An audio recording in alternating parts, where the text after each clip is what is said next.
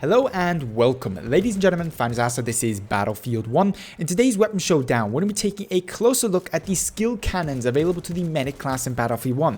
That means, of course, taking a closer look at the Autoloading 8.35, both in the Factory and Marksman edition, as well as, of course, the Selbstlader 1906, both in the Factory and Sniper edition. We're going to be taking a closer look at the stats of each and all of these weapons, comparing them, of course, looking at the ideal playstyles and tactics you're going to want to apply when using each one of these individual weapons, where they succeed, where they fall short, and of course lastly trying to compare them to come up with some sort of answer to the question which of these weapons truly is the best. With that being said, as always, we're going to start with the stats of each individual weapon in question. Starting off with the Autoloading 8.35, we'll be looking here at the Marksman and the Factory variant simultaneously. Where there is differences in stats, there is only a few, I will of course accordingly point them out. We have then here the maximum damage at 42 and a minimum damage at 30 that gives us a 3-shot kill all the way out to 47 meters, from which point onwards is going to be a 4-shot kill. Its rate of fire at 359 rounds per minute is the highest available to the Medic class in Battlefield 1. Its magazine size, typical for the skill cannons of Battlefield 1 in the case of the Medic class, is very small at only 5, and its muzzle velocity at 660 meters per second is certainly nothing to write home about. When it comes to the reload times, they are relatively poor. Not as bad as the Selbstlader 1906, which we will look at in just a moment, but nevertheless, overall, compared to most weapons in Battlefield 4, relatively bad, with a reload for one bullet only of 2.467 seconds, with each additional bullet taking you an additional 0.5 seconds. The long reload, that is to say the strip clip reload, is a little bit better at 3.234 seconds. However, nevertheless, nothing to write home about, and certainly not something you want to get caught up with in close quarters when trying to take out multiple enemies at any given point in time. We move on then to the recoil. Now, the Autoloading 8.35 Marksman doesn't actually have too much in the sense of recoil. It's got a bit of vertical at 0.85, however very little in the horizontal department at 0.15. Its first shot recoil multiplier is of course 1, as with all self-loading rifles in Battlefield 1. Interesting to note here, however, is that the Factory variant has a higher recoil decrease value, meaning that if you choose the Factory variant over the Marksman variant, you will see your weapon's recoil reset significantly quicker than if you choose the Marksman variant. Moving on then to the accuracy of the Autoloading 8.35, we have here a base ADS for the Marksman variant of 0.14, and in the case of the Factory variant of 0.21.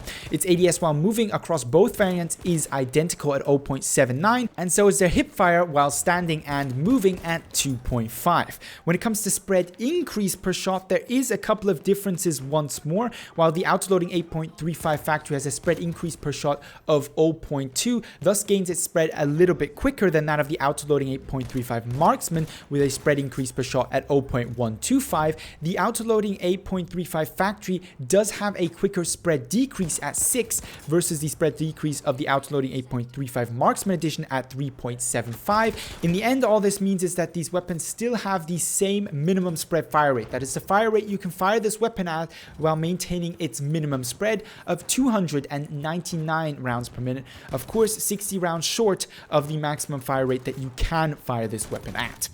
Moving on then from the Autoloading 8.35 to the Selbstlader 1906 in the Sniper and Factory variant. This weapon has a 40 max damage and a min damage of 35, giving it a consistent all-range 3-shot body shot kill.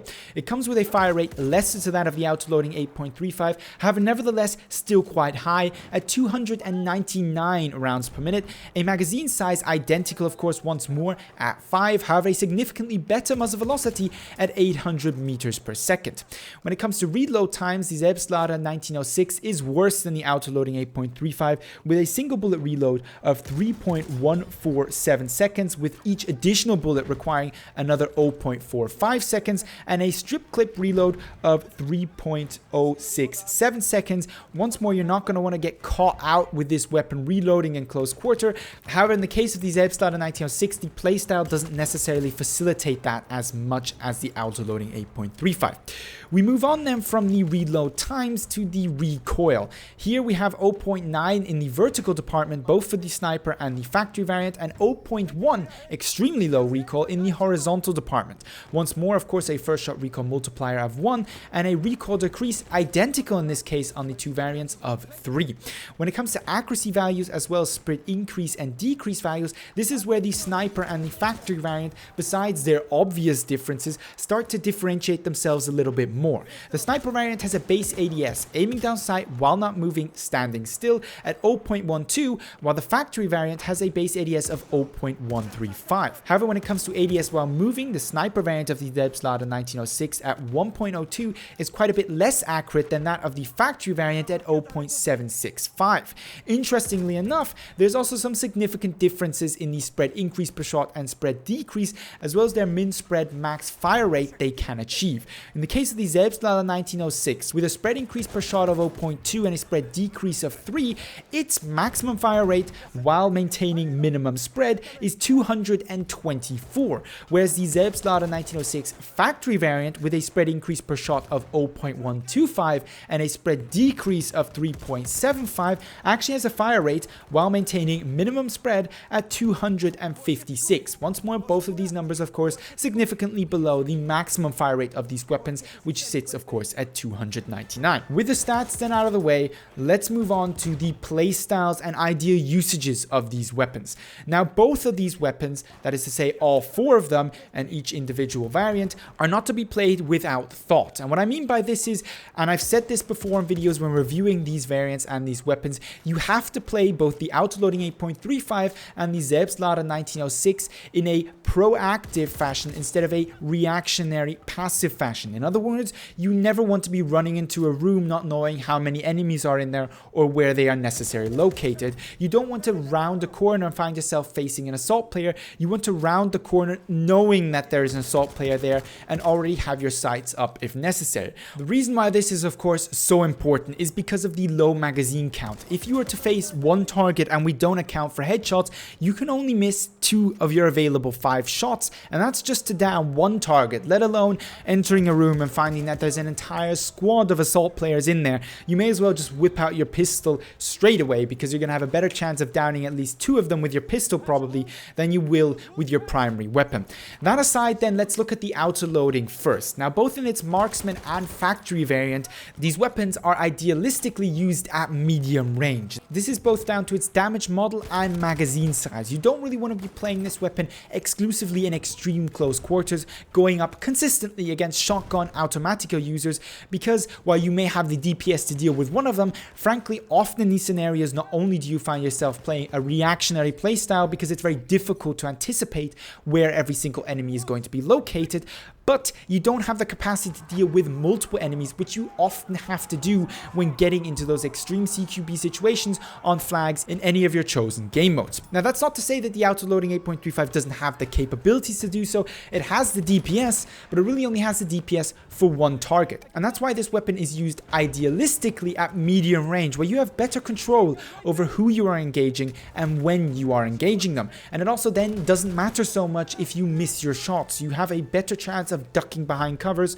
reloading, and of course giving yourself health. After all, we are talking about the medic class here, and because you are playing the medic, you should also be paying attention to your squad mates around you. I've left deliberately quite a lot of medic revive footage in today's video to illustrate how these two weapons actually facilitate proper medic play more than most, in my opinion, but we will get into that point just a little bit later.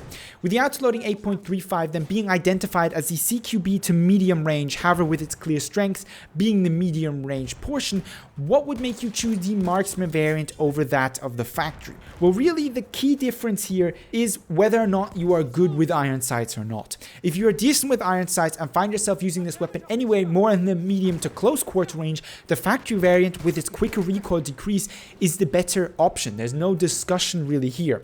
However, if you like to use this weapon to take out targets at long range from time to time, which you can do, a 4-shot kill is still not too bad, it just requires a good amount of accuracy, then the marksman variant may be the better option. I personally prefer the marksman variant because I find it much easier to be accurate with the marksman variant compared to the factory because of the scope scope on it, but that is, for me personally, a matter of personal preference. Moving over then to the Selbstlader 1906. Now the factory and sniper variant here differentiate themselves a little bit more, with the Selbstlader 1906 factory arguably being one of, if not the most flexible weapon in Battlefield 1, short maybe of a bolt action rifle. And this is because it has a high fire rate at minimum spread. I'm talking now of course about the factory model, comes with an iron sight and can therefore deal really with anything from close quarter combat to long range combat if you can deal with the iron sights.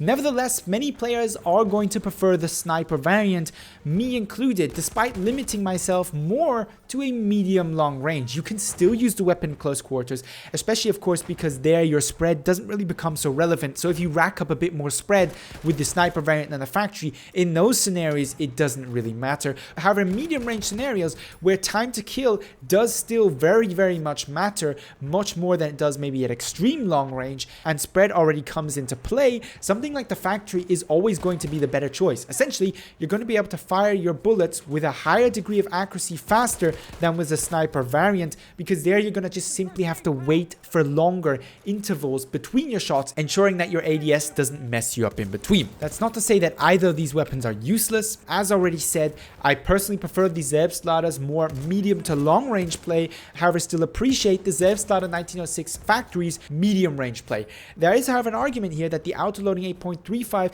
is more or less in direct competition in those medium range scenarios with the Selbstlader 1906. At least up until 47 meters, the Autoloading 8.35 is the better choice, be that the factory or the marksman variant. As soon as we go beyond 47 meters, the Selbstlader 1906 obviously has the better time to kill. Taking a step back then now, looking at the skill cannons of the medic class as whole, why I enjoy playing them so much is probably illustrated quite well in today's gameplay. I earlier mentioned leaving in quite a lot of revive footage deliberately in today's video instead of cutting it out because it's not too exciting. These weapons, because of their high flexibility, really do allow for the proper medic playstyle that I enjoy, or that I see as the right way to play medic in Battlefield 1, especially when running the Autoloading 8.35 marksman personally, or both of the Selbstlader 1906 sniper variants. I feel like I can pretty much deal with any situation other than of course many multiple targets on a small clustered area, and get those revives off while effectively healing my teammates, myself, and still pushing the objective. I can really do everything but attack vehicles at any given point in time, a freedom and versatility that in my opinion, my experience, most classes in Battlefield 1 currently sadly don't allow for. Now my personal preference amongst these weapons is the Autoloading 8.35 marksman, and this really comes down to the fact that when I'm playing medic, when I'm going for those revives, I'm finding myself in those close quarter situations that maybe none of these weapons are 100% ideal for, but still capable of dealing with a little bit more often than I would maybe like to. And that's where the Autoloading 8.35, simply with its 60 rounds higher fire rate, is better. The Selbstlader 1906 is better at those medium long range, both for the factory and sniper variant, essentially from 47 meters onwards. And I enjoy that playstyle as well. Personally, however, I find myself being a less effective medic because I'm usually those few 10-20 meters further behind the front lines, resulting in me often missing a couple of revives, a couple of heals that I could be getting off otherwise. So the choice in the end as to which weapon is going to be the better one for you is going to depend on two factors. One, what kind of medic player you are. Do you really consistently try to get as many revives, as many heals as you possibly can? And what is your preferred engagement distance with the self-loading rifles in Battlefield 1? Is it close quarter medium range, or medium long range? In which case, for the close quarter medium range, the Autoloading 8.35 marksman or factory if you can deal with the iron sights. If it's just more the medium range towards a little bit of the long range, maybe the Selbstlader 1906 factory is the best variant. And last but not least, if it's medium long range, you can still dabble of course a little bit in close quarter. It's going to be the Selbstlader 1906 sniper. With all that being said, as passionate level 50 medic, I'd love to hear your thoughts on this weapon review, as well as the individual weapons and how to use them ideally in the best possible way, as well as of course your usual video suggestion, video feedback down below in the comments. If you enjoyed this video, don't forget to give it a thumbs up. But with all that being said, I'd like to thank you very much for watching and hope to see you in the next Battlefield 1 video.